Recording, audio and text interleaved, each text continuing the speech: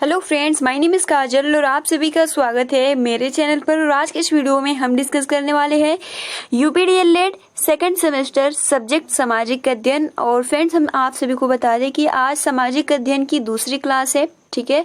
और हम first lesson discuss कर रहे हैं जिसमें हमने पार्ट 1 डिस्कस किया था। मौर्यकालीन का जो सामाजिक स्थिति है इसके बारे में हमने बहुत ही अच्छे से डिस्कस किया था। आज के इस वीडियो में हम डिस्कस करेंगे कि मौर्यकालीन की जो धार्मिक स्थिति और जो आर्थिक स्थिति है वो दोनों कैसी थी, ठीक है। तो फ्रेंड चलिए शुरू करते हैं। अगर आपने कल वाले वीडियोस नहीं देखे हैं तो आप सभी को कमेंट्स बॉक्स में डिस्क्रिप्शन बॉक्स में लिंक मिल जाएगा प्लेलिस्ट का, आप वहां से जाकर देख सकते हो। या फिर आप प्लेलिस्ट को अपने जो आपका आईडी है उसमें भी सेव कर सकते हो, आप कभी भी बाद में भी देख सकते हो। तो चलिए फ्रेंड शुरू करते हैं। वीडियो को लाइक कर दीजिए और अपने फ्रेंड्स मित्रों को शेयर कर दीजिए, ठीक है। तो जैसे कि फ्रेंड्स हमने कल डिस्कस किया था कि मौर्यकालीन क्या है, इसकी धार्मिक स्थिति क्या है, सामाजिक स्थिति क्या है। तो हमने इसमें पॉइंट टू पॉइंट डिस्कस किया था वर्ण एवं वर्ण श्रम व्यवस्था, ठीक है, जिसके बारे में कौटिल्य और मेगास्थनीज ने बताया था। उसके बाद विवाह किस तरीके से होता था इसके बारे में भी हमने डिस्कस किया था, विवाह। उसके बाद उनका रहन सहन, खान पान, ये सब कुछ हमने डिस्कस किया था। दास प्रथा। अब चलिए फ्रेंड्स हम ये डिस्कस करते हैं कि जो मौर्यकालीन था उसका आर्थिक स्थिति कैसी थी, ठीक है। उसकी आर्थिक स्थिति कैसी थी। तो देखिए फ्रेंड्स, अगर आपने प्रीवियस वीडियोस नहीं देखे तब तक आपको बहुत ही अच्छे से समझ में नहीं आएगा। तो पहले आप प्रीवियस वीडियोस देख लीजिए, ठीक है। आपको डिस्क्रिप्शन बॉक्स में लिंक या कमेंट्स बॉक्स में लिंक मिल जाएगा, आप वहां से पहले देख लीजिए, ठीक है। फिर अब बाद में आप ये देख सकते हो। तो देखिए मौर्यकालीन की आर्थिक स्थिति कैसी थी। तो मौर्यकालीन अर्थव्यवस्था पर मेगास्थनीज की इंडिका, कौटिल्य के अर्थशास्त्र तथा विशाख दत्त के मुद्रा राक्षस से प्रचुर प्रकाश पड़ता है। अब देखिए फ्रेंड्स, पहला तो आप इससे क्वेश्चन यही निकल सकता है कि जो इंडिका का पुस्तक लिखा है किसने लिखा है, मेगास्थनीज ने। अर्थशास्त्र किसने लिखा है, कौटिल्य ने। और मुद्रा राक्षस किसने लिखा है, तो विशाख दत्त ने, ठीक है। तो इन तीनों पुस्तकों में जो मौर्यकालीन का आर्थिक स्थिति है इसके बारे में इन्होंने लिखा है, ठीक है। किसके किसके पुस्तक में, तो मेगास्थनीज की इंडिका में, कौटिल्य के अर्थशास्त्र में और विशाख दत्त के मुद्रा राक्षस में, ठीक है। और इन स्रोतों से ज्ञात होता है कि मौर्यकाल आर्थिक गौरव का युग था। देश में मौर्यकाल में अत्यंत समृद्ध था और राज्य की अर्थव्यवस्था व वाणिज्य व्यापार आधारित थी, जिनको सम्मिलित रूप से वार्ता कहा जाता था। तो फ्रेंड्स आप देख सकते हो कि जो मौर्यकालीन की जो आर्थिक व्यवस्था थी वो गौरवपूर्ण थी, ठीक है, अत्यंत समृद्ध थी। और इनका जो राज्य की अर्थव्यवस्था वो वाणिज्य व्यापार पर, यानी ये वाणिज्य व्यापार पर आधारित थी, व्यापार करते थे। और जिनको सम्मिलित रूप से वो क्या कहते थे, वार्ता कहा जाता था, ठीक है। अब चलिए हम पॉइंट टू पॉइंट देख लेते हैं। और देखिए प्रश्न ऐसा भी आ सकता है कि जो मौर्यकालीन की आर्थिक व्यवस्था है ये किसने विवरण किया है, तो मेगास्थनीज ने किया है, ठीक है, कौटिल्य ने और विशाख दत्त ने अपनी पुस्तकों में किया है। इसी के थ्रू हमको पता चलता है मौर्यकालीन की आर्थिक स्थिति के बारे में। तो सबसे पहला जो पॉइंट है कि कृषि, यानी मौर्यकाल में भी अधिकांश जनता गांवों में ही रहती थी, जिसका प्रमुख व्यवसाय जो था वो क्या था, कृषि। सबसे महत्वपूर्ण लाइन है, इसमें और कुछ ज्यादा आप सभी को लिखने की आवश्यकता नहीं है, ठीक है। अगर मौर्यकालीन की आर्थिक स्थिति पूछे तो बस आप इतना ही लिखेंगे, काफी है, ठीक है। पहला पॉइंट यानी कृषि, यानी मौर्यकाल में भी अधिकांश जनता जो थी वो गांव में रहती थी और वो जिसका जो व्यवसाय था वो कृषि था। और आप जानते ही हो कि भारत सदैव से क्या है, एक कृषि प्रधान देश रहा है। और कृषि व कृषकों की सुरक्षा का राज्य की ओर से उचित प्रबंध किया जाता है। जैसे भूमि 3 प्रकार की होती है, एक तो कृष्ट यानी जुती हुई, दूसरी होती है अकृष्ट यानी जो जुती हुई न हो, और तीसरा जो होता है अस्थल यानी बंजर, ठीक है।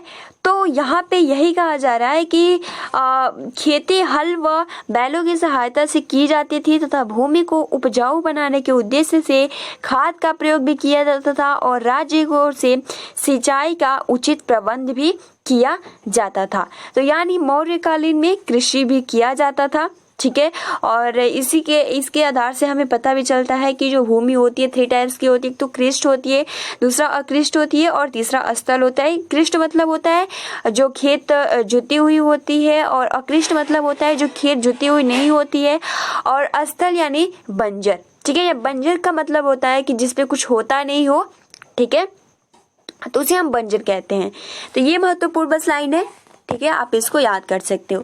दूसरी जो उनकी आर्थिक था वो था उनका पशुपालन, यानी मौर्य काल का प्रमुख व्यवसाय जो था कृषि के अतिरिक्त यानी कृषि के अलावा पशुपालन भी था। पशुओं के लिए चारागाहों की व्यवस्था थी और राज्य की ओर से भी पशुओं की सुरक्षा व वृद्धि की समुचित व्यवस्था की जाती थी। यानी सिंपल वो पशुपालन उनका मुख्य व्यवसाय भी था कृषि के अलावा, ठीक है।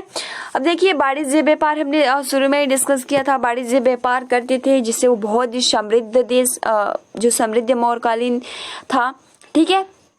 यानी मौर्य काल में वाणिज्य एवं व्यापार की भी उन्नति हुई। मौर्यकालीन राजनीतिक एकता तथा शक्तिशाली केंद्र ने विभिन्न शिल्पों को प्रोत्साहित किया और प्रशासनिक सुधार के साथ व्यापारिक सुविधाएं और व्यापार का पोषण करने वाले शिल्पों ने छोटे छोटे उद्योगों का रूप धारण कर लिया। और जैसे कि सूत काटना व बुनने का उद्योग मौर्य युग में प्रमुख था। उन रेशे, कपास व रेशम का सूत काटने के लिए प्रयोग किया जाता था।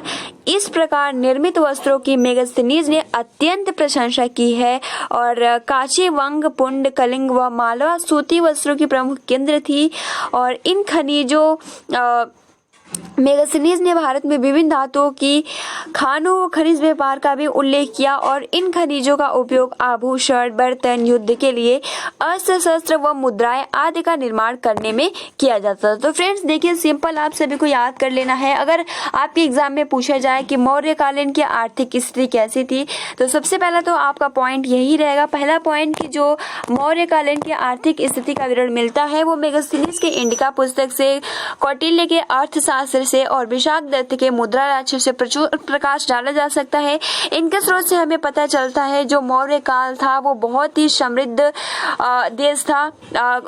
काल था, ठीक है। और इस राज्य की अर्थव्यवस्था और वाणिज्य व्यापार पर आधारित था, जिनकी जो मुख्य व्यवसाय था वो कृषि था, उसके बाद उनका पशुपालन था और वो वाणिज्य व्यापार भी करते थे, ठीक है।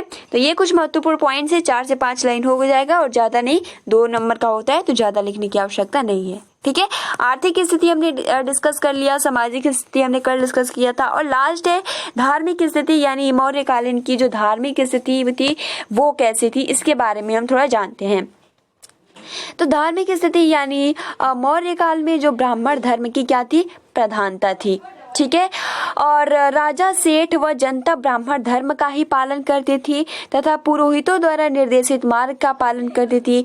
इसी कारण पुरोहितों व ब्राह्मणों का समाज में अत्यंत आदर था।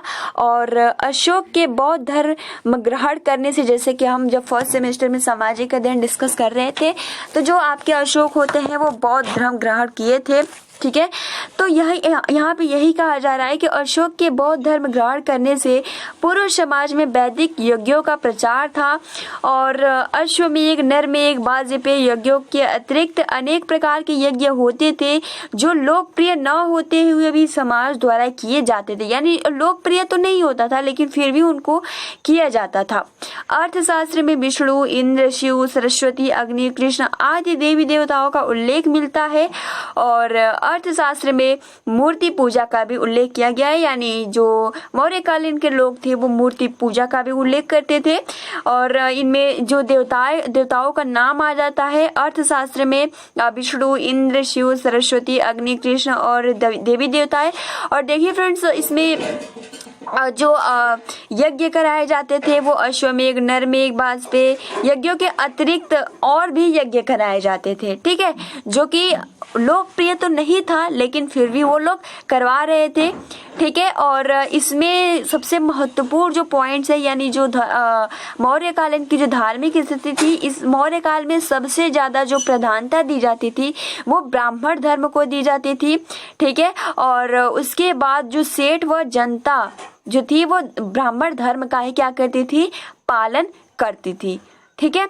और उसके बाद इसी कारण जो पुरोहित थे वो ब्राह्मणों को समाज में अत्यंत आदर था उनका। तो फ्रेंड्स ये बहुत ही महत्वपूर्ण पॉइंट्स है, ठीक है, जिसको आप अच्छे से अपने कॉपी में नोट्स बना लीजिएगा।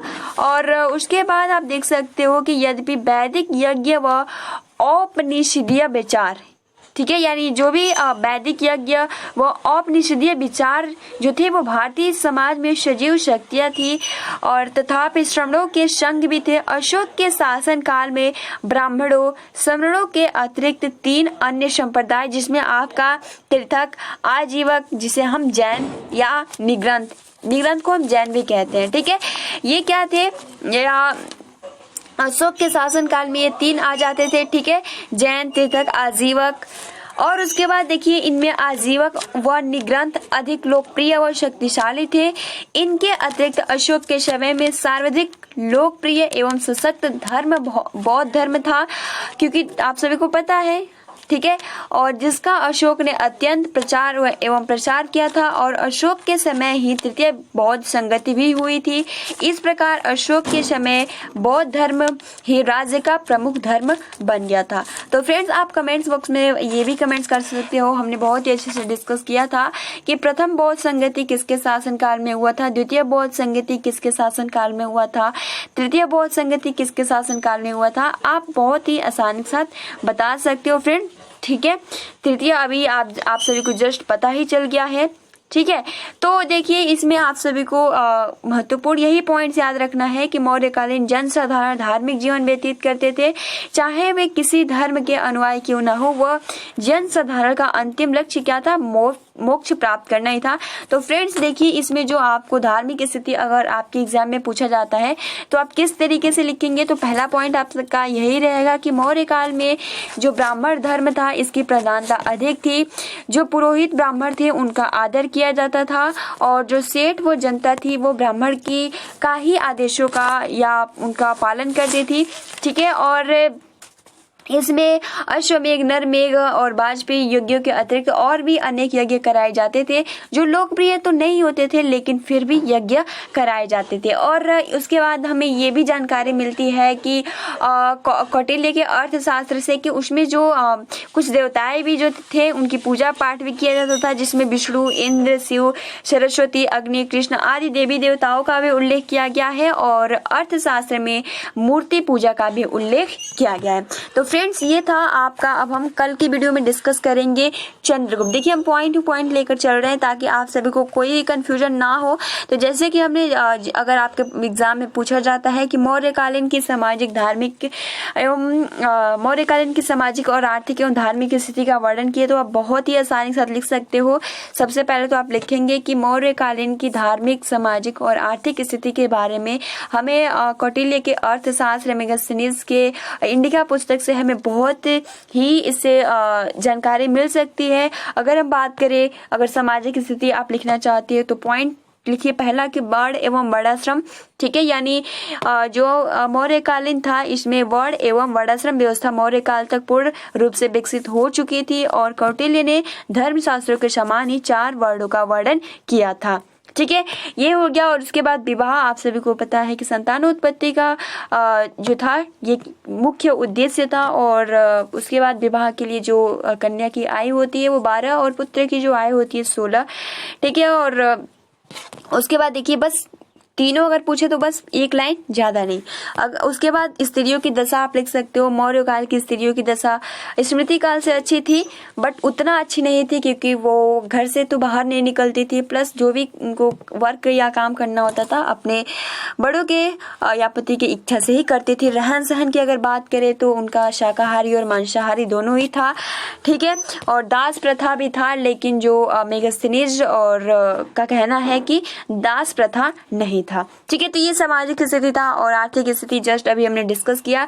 इसमें कृषि था, पशुपालन था और वाणिज्य व्यापार था। और धार्मिक स्थिति में मौर्य काल में ब्राह्मण धर्म की अधिक प्रधानता थी, जो कि जो सेठ व जनता थी वो ब्राह्मण का पालन करती थी और उन्हीं के अनुसार कार्य करती थी, ठीक है। और ये मतलब महत्वपूर्ण यज्ञों के अतिरिक्त अनेक यज्ञ भी कराते थे जो कि लोकप्रिय नहीं थे, फिर भी वो यज्ञ कराते थे और देवी देवताओं का भी उल्लेख अर्थशास्त्र पुस्तक में किया गया है। तो फ्रेंड्स आई होप कि आपको बहुत ही आसानी के साथ ये समझ में आ गया होगा।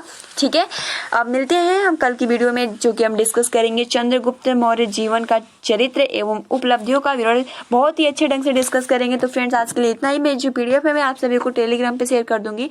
टेलीग्राम से जुड़ने के लिए सिंपल आपको प्ले स्टोर से सबसे पहले टेलीग्राम ऐप डाउनलोड करना होगा।